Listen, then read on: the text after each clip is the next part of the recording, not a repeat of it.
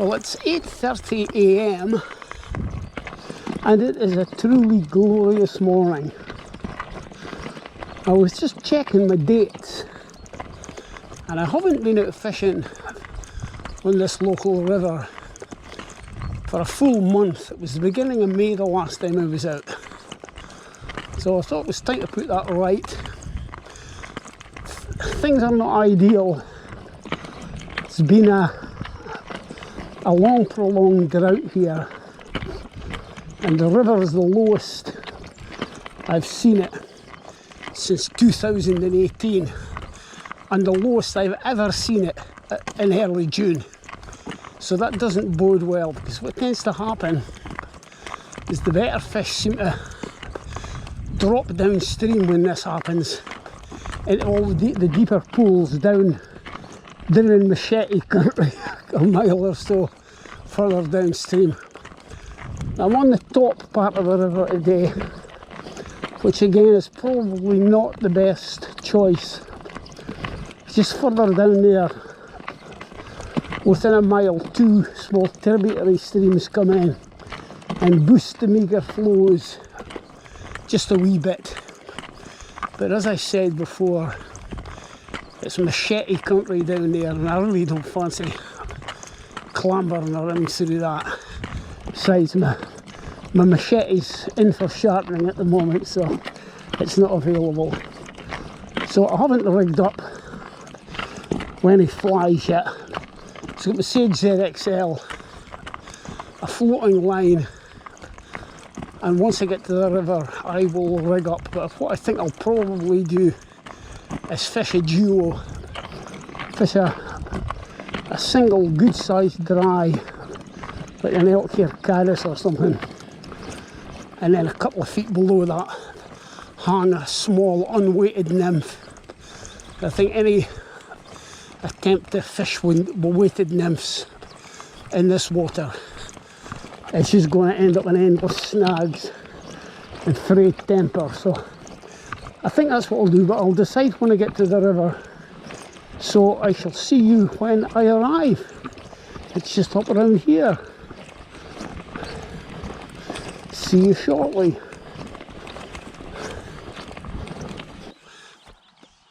Okay, that's rigged up with a duo. A couple of test casts to make sure everything is floating well and presenting well. Then I'll move up this pool a bit. I can see some small fish scattering around me here, so I've obviously already spooked the pool.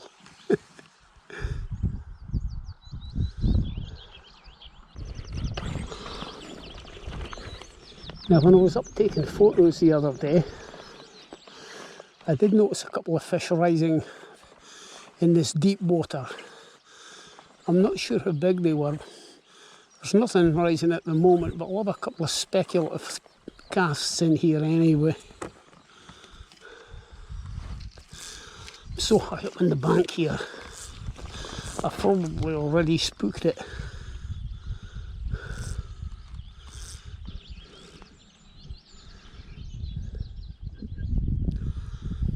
Yeah, when the water's this low, it's not easy.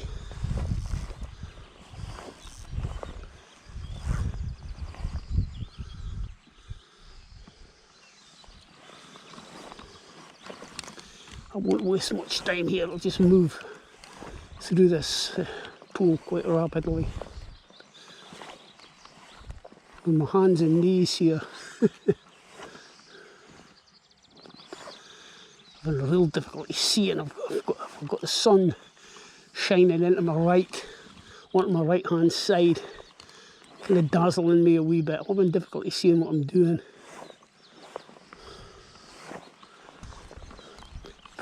But it's a beautiful morning.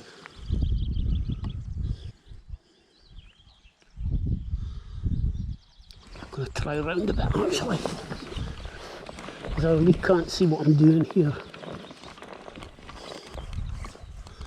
My old favourite run and pool here, but oh, it's looking sorry for itself at the moment in this low water. It's usually chock-a-block with fish, but I'll be surprised if there's much in here at the moment. The fish just rose under that gorse bush there, so. And again.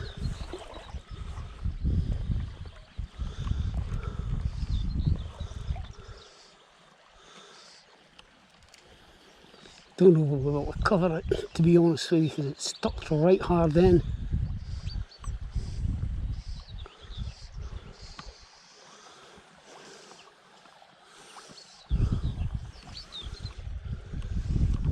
That's into the bush there. Have I got a gorse flower on that fly? No, it's come off.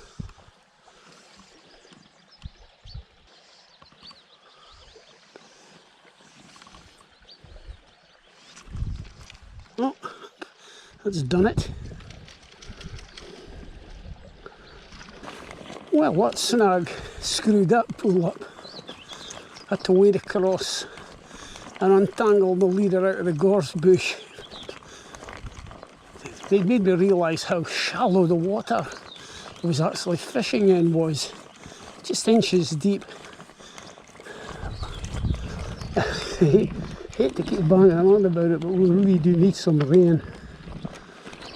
I think there's some forecasts for Wednesday, but not a lot. Right, have a go in here.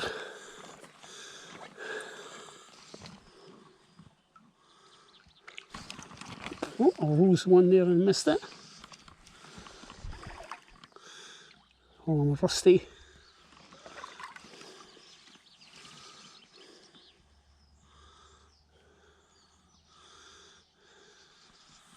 Oh, that's one on the nymph. And it's a real titcher.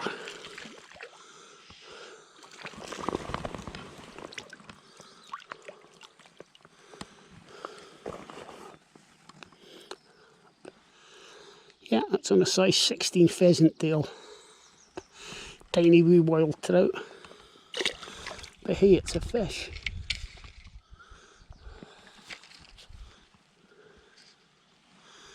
Just saw one rise there again, another small one.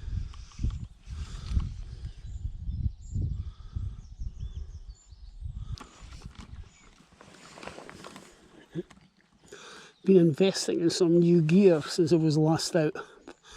Not rods and reels and lines this time, but a pair of waist waders, just to try to make the fishing less purgatorial when it's hot and sweaty.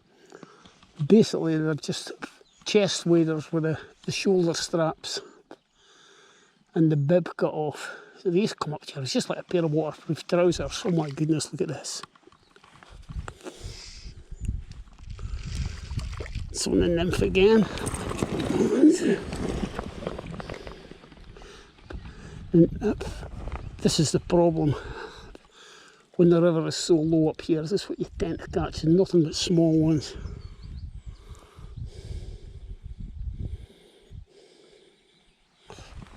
Like that is a sprat, that is a really small one. Oh, and another tiny one that was on the dry that time.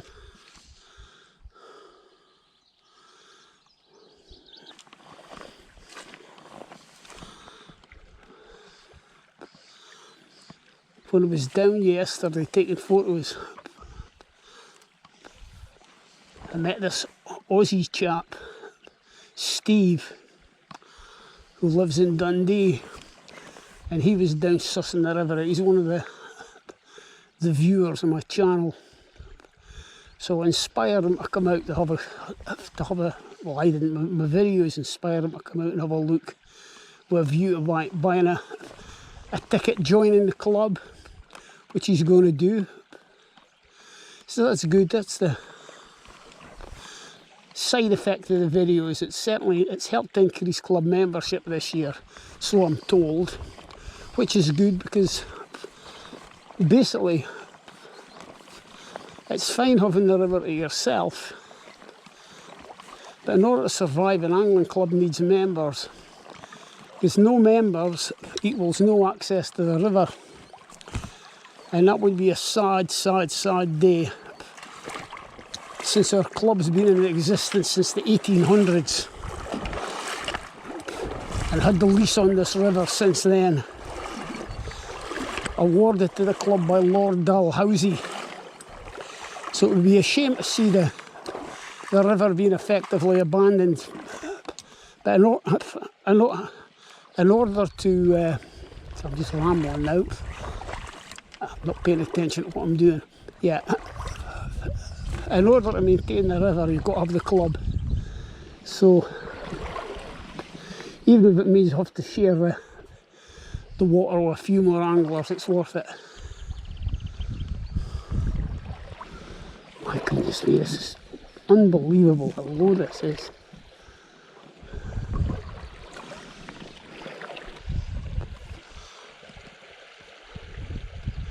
Another problem with fishing in the low water is you've got to think of the welfare of the fish. When the water's low, and warm and low in oxygen, it's really not a good idea to be fishing if you care about the welfare of the fish. So the best time, when it's like that, the best time to come out is either late in the evening, when the water's had a chance to cool down, or better still, early in the morning like I'm doing now, where it hasn't had a chance to warm up.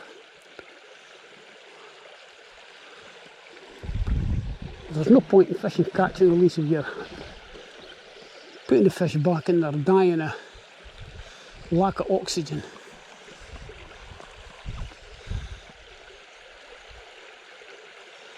That's just what I think anyway. You have to make up your own mind about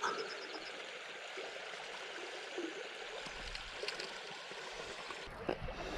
I don't know if you'll see that or not, but there's a massive shoal of minnows here. The river is absolutely hoaching with minnows at the moment. They must have just finished spawning or something. Or maybe that's some gathered for spawning. Absolutely incredible. When I was out with the camera the other day, further down in the pool, I saw a shoal that was 10 times that size. It makes you wonder why all the fish in here, the trout in here, aren't about 3 or 4 pounds each. They've got all that to eat. Incredible when you consider it's not even a native fish. Not in Scotland anyway. They've been introduced in days gone by, with anglers turning their bait tins out at the end of their fishing day. That's how they spread in Scotland, because as I said, there are minnows, a species of carp. It's in the carp family. And they're certainly not native fish. Whether they do any harm or not, I don't know. They certainly provide some good feeding opportunities for the trout, I would have thought.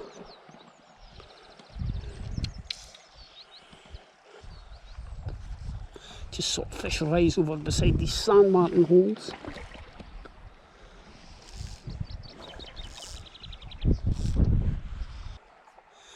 But it was just a tiny thing.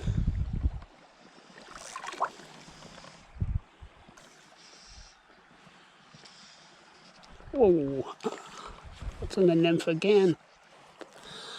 That's all you're getting today, guys, is sprats. That's off, that's fine. I just wet my hands there, and as if by magic the fish came off. So the duo is working, albeit with tillers. So the nymph's taking most of the fish. It's so still I can hear people chatting up in these flats there in the village, the edge of the village. Let's see, the ranunculus is in full bloom at the moment. Make sure I get it in. Very pretty.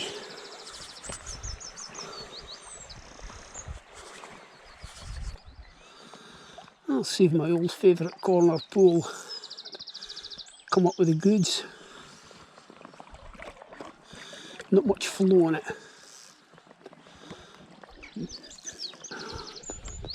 See if I can see what I'm doing here.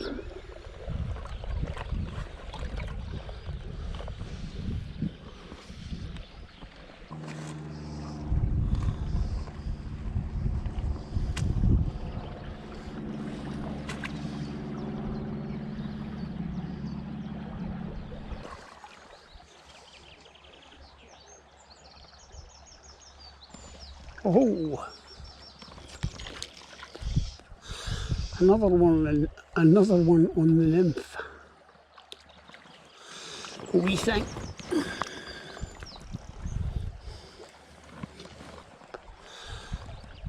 I actually had another few that size further down there, but forgot to switch the camera on. A real professional, eh?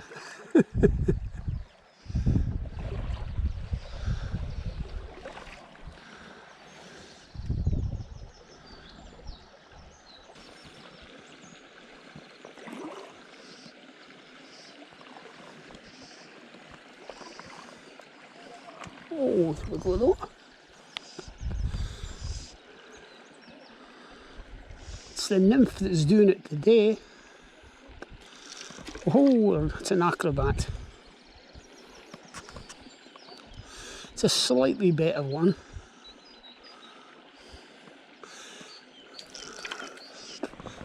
Still not a glass case job though.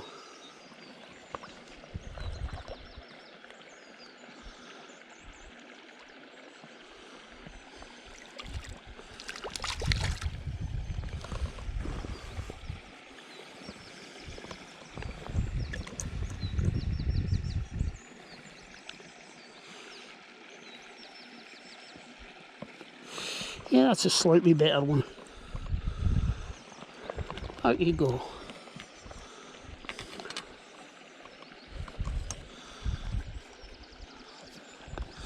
There's a good bit of depth in this pool.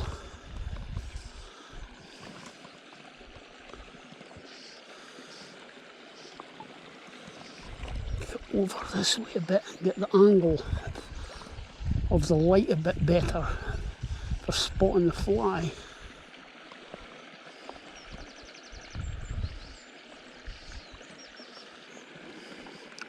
I spotted a fish rising just here when I was at the bottom of the pool. So you never know. Nope. Oh, that's one on and off.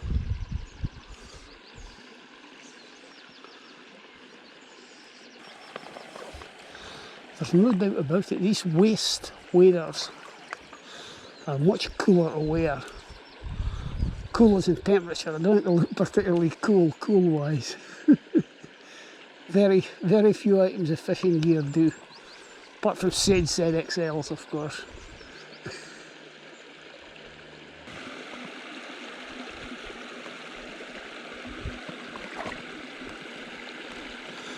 You know, I've been fishing this river on and off for 50 odd years, and I don't think I have ever had a fish out of this pool. Not weird, because it looks absolutely perfect. I've seen the odd fish rising in it, but I don't think I've ever had a fish out of here. Not even a sprat. Oh! And that was one on and off. So I still haven't had a fish out of this pool.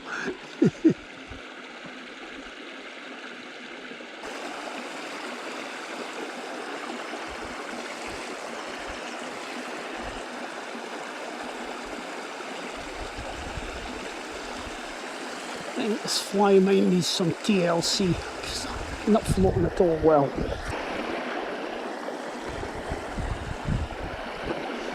Right, we'll see if that's any better. It's the fly well dry and ginked. Whoa!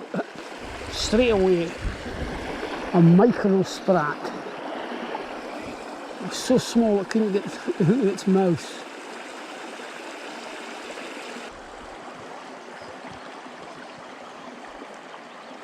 Wind seems to be picking up a tad now, and it's been blowing out the east for months, so you know, almost non-stop. Part of the reason I haven't been fishing on the river much recently is because the weather has been so appalling. Really cold with north and northeast winds. It just didn't appeal.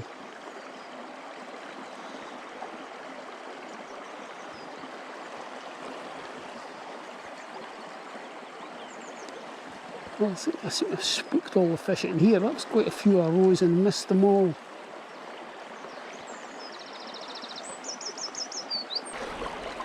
Yeah, it's a funny thing. As the season progresses, you start getting fussy about the kind of days you come out. And you think back to the dreary days of winter, the months and months on end, when you would give your eye teeth for any of these days. It's just the human condition, I suppose. We're never happy. Right, I'm going to head back downstream and see if I can pick up something further down. Because I don't think there's going to be enough water to fish the pool that I normally fish up here. And I couldn't be bothered walking around there to find out. Okay. I've been trying to rationalise the gear that I carry. I wouldn't describe myself as a tackle tart. Probably more insecure insofar as if I don't take something, I'm bound to need it. So I take it. And of course I never need it. So I bought the wading trousers. That was one thing. I would say they've been a great success. And I got myself one of these crag hopper hill walking, fishing shirts, whatever, sports shirts. It's got two roomy chest pockets, and in the chest pockets you can get a couple of spools of tippet, gink, and a tiny box of flies. And then I've got my clippers and everything hung around my neck on a lanyard, and that's really all I need. The only reason I'm carrying a bag, I need something to hang a landing net on, so I don't want the landing net around my waist. I just hate that. I mean, I know some people don't, but I just can't be doing any clattering around. So yeah, it's a never-ending task for the fly fisher, the mobile fly fisher. Always try to fine-tune the gear. Well, I do anyway. I'm almost 70 years old now and I still haven't got it right. So what does that say? So still heading on down.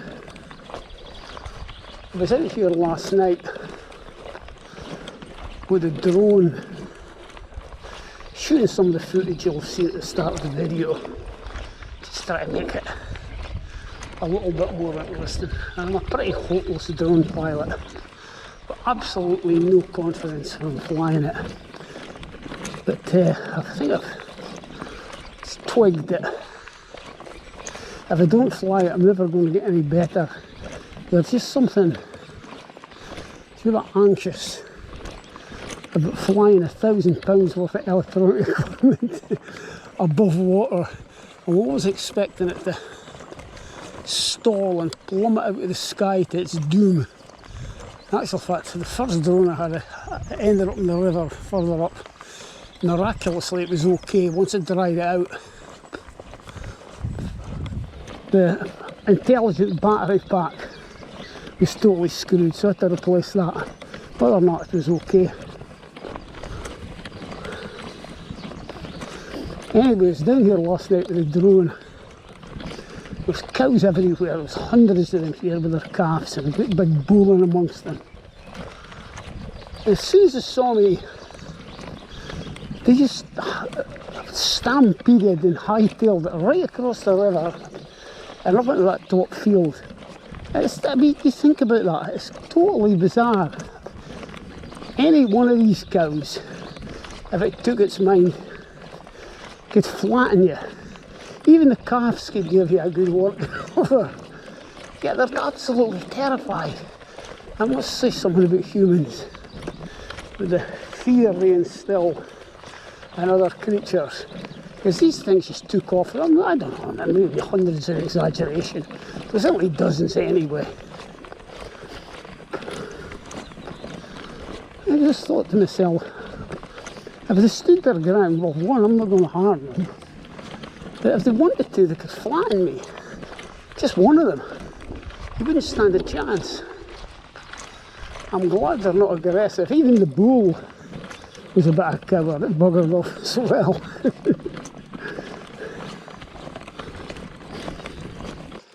Right, we'll have a few casts in here. Problem here is the bank is so high. I'm sure when you clamber down here, the fish see you coming. It's really better to try to get into the water further down and wade up, but it's so overgrown and so dangerous now.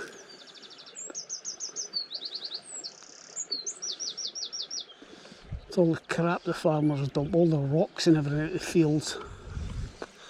They just tip them down the river banks.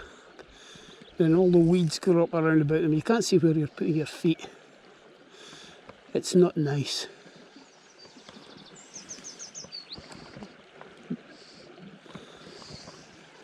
Oh, there's one on the nymph.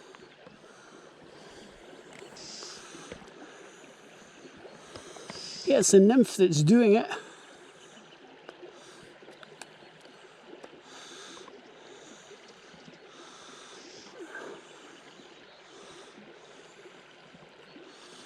It's a better fish. Well, by better I mean it'll be about 9 inches instead of 3.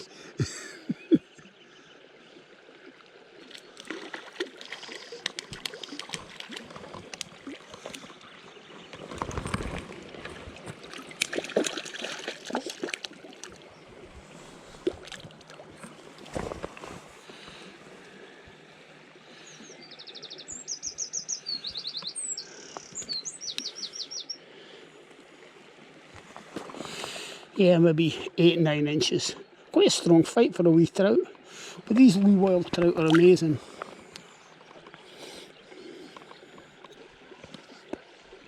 See the flowering ranunculus, the water crowfoot at the top of this run. It's absolutely shining like a light, like a beacon. That's the best flowering I've seen of these things on here for years. I think it's maybe got something to do with the dead low water. They seem to flower better when the water's low.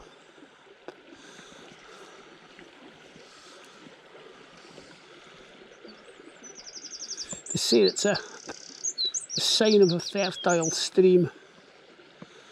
Might be something to do with the sewage works up there. Though to be fair, they're above the sewage works as well. Right, a few steps up.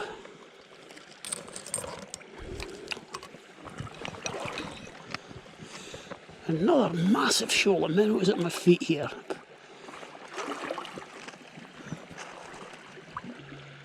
I think I've fished this out. Try a bit further downstream. Right, we'll be going here.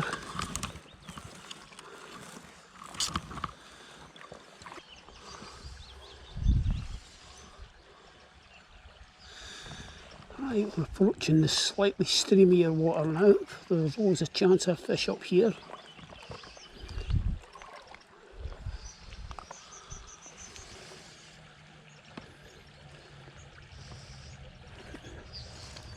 Oh, there we go. That was a classic duo take.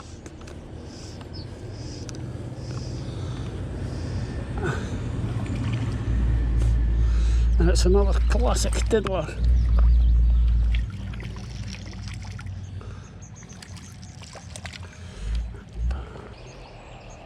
Yep. Tiny wee fish. 7 inches maybe. Whoa, that was to the dry and it was just on and off. I actually saw that fish coming up off the bottom. Up and another one. I missed that one totally.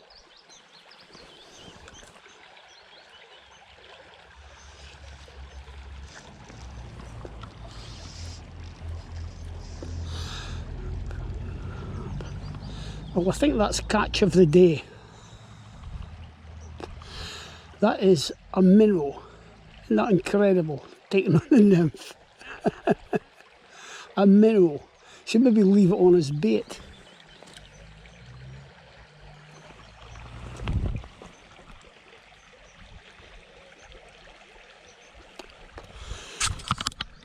Amazing. That a fish that size would take a size 16 nymph. Back you go.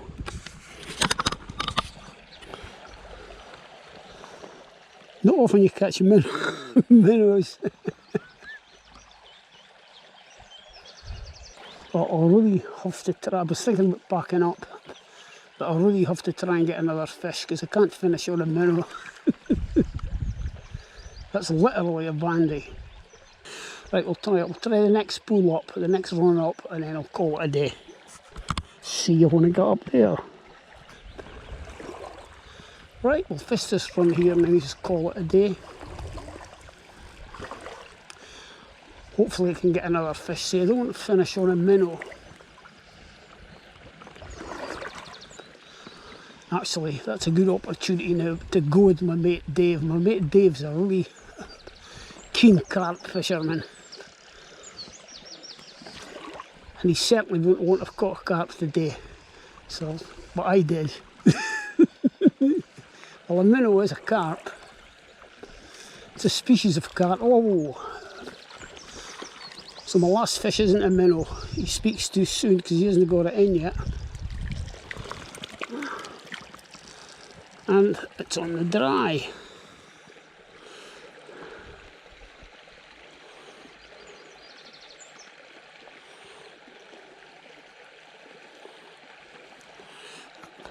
God, they're small today. Not as small as the minnow, but small.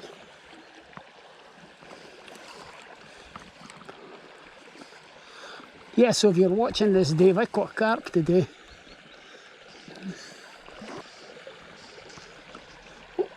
There we go, it's a better one.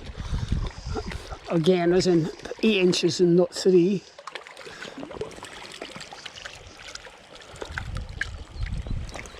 And that's on the nymph again.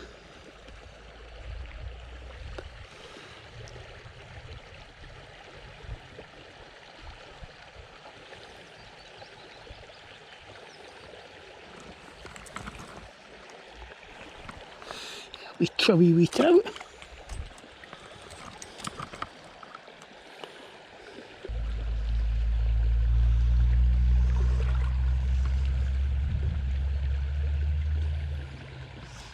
And another one on the nymph, and it's gone.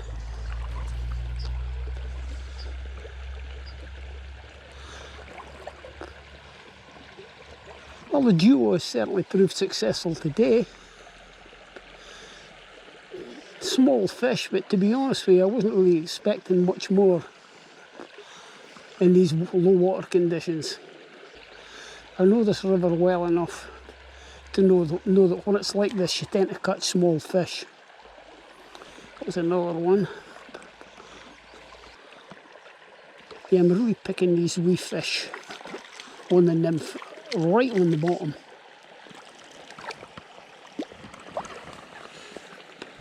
It's actually quite incredible how high the fish population is in this river.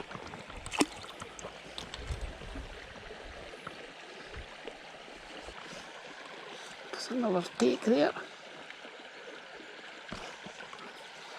And one to the dry.